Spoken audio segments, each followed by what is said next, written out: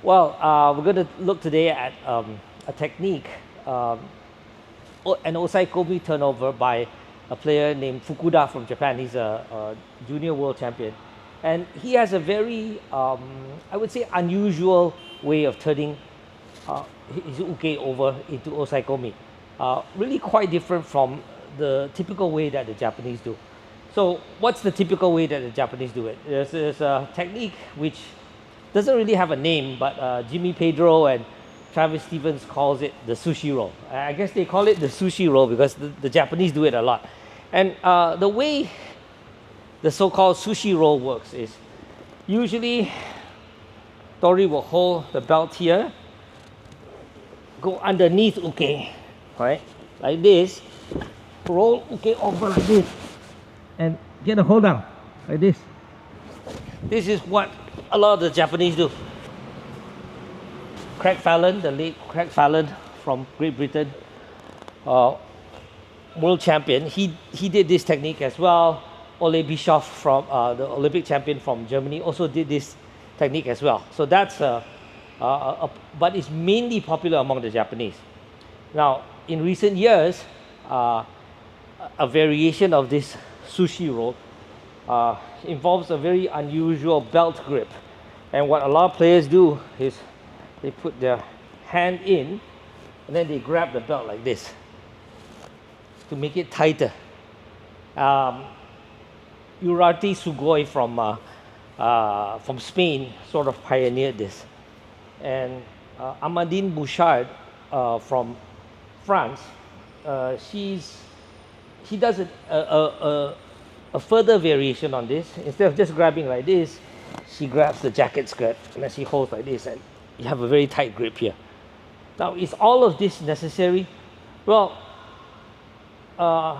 Neil Adams, for example, the IJF commentator, former world champion and live commentator, has often questioned the necessity of doing this. You know, can't you just grab here like this? You can, but I think it's useful to grab like this when uke's belt is loose. If uke's belt is very tight, then you don't necessarily have to weave your hand in. But if uke's belt is loose, which is sometimes the case, then it is useful to go in and grab like this. Now, if your wrist is not very flexible and you can't actually grab like this, you can do Bouchard's way, which is to grab the jacket skirt, or in the case of Fukuda, he doesn't even bother to do that. He just grabs the gi here, and he has a very a tight grip like this. Okay. Now Fukuda, it should be noted, does the attack from this side. Fukuda does the attack from this side. But since I'm more used to doing it this side, I'm going to do the attack. I'm going to demonstrate it from this side. Okay.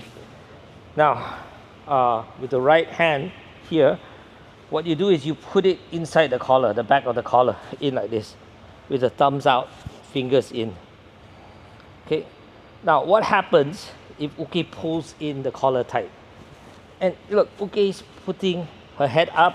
The collar is too tight for me to weave my fingers in. If I keep on trying, wasting time, referee is going to call mate. So what Fukuda would do when he can't get the collar grip, he just goes in here like this. That works as well. Okay? And here, on occasion, when he's doing this real quickly and he's able to just get this grip, he'll just grab like this. But a lot of the times, he'll go in like this, palm down, and just grabs like this.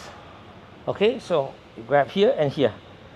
Now, in contrast to the sushi roll, where the players would lift and then go underneath like this, right, and lift, he doesn't do that.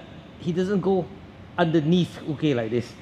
And I prefer his method because I don't like to go underneath. When you go underneath, you put yourself in danger. If you don't do it right, uke can pin you, right? If I don't do it right, let's say I got this, I go underneath and I don't do it right, uke can come around and pin me, right? So I don't like going underneath uke. And Fukuda doesn't do that. What Fukuda does is he does a complete roll. He just rolls them over without going underneath and then lifting with the leg. He just rolls them over, clamps on a Tateshi Hogatame. Okay, so he's got this, okay. He usually puts his leg here and he just rolls uke. He doesn't go underneath, lift the leg and turn them over. He just does a roll like this, climbs over, and once he locks in the leg like this, right, he doesn't even have to grab the head, he just grabs the arm like this. And it's very difficult for uke to escape actually. Try to escape. It's very tight. Okay? Very tight.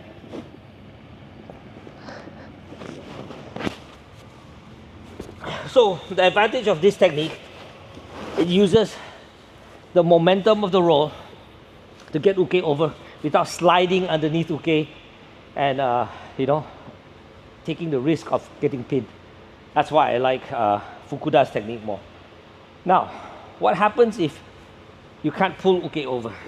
Okay, let's say uke is very resistant and uke knows what you're going to do. You're trying to pull, uke is resisting. Okay, so what Fukuda does a lot of the times is that instead of trying to roll this way, he takes uke in the direction that uke is resisting, right? If I pull this way, uke will pull that way, right, in reaction. If I pull this way, uke reacts that way. He takes uke in that direction. Okay, so you can call this a reverse roll. So let's say I get here, and I'm trying to roll her, trying to roll, doesn't work. Just climb over her like this, right? And then from here I can just grab the head if I want to, and just hold down, or the arm. It's a hold down, and again, very difficult to escape.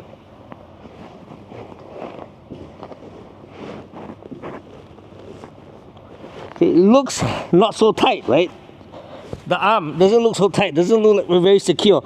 But because the legs are so tight around uke, you don't need a very secure hold on the arm. Hold like this, or hold like this. Try to escape. Very difficult to escape. So, the principle is, you're trying to roll uke this way, uke resists by pushing that way. You're pulling this way, uke resists by going that way. You take uke in that direction. That's a reverse roll. Okay, done.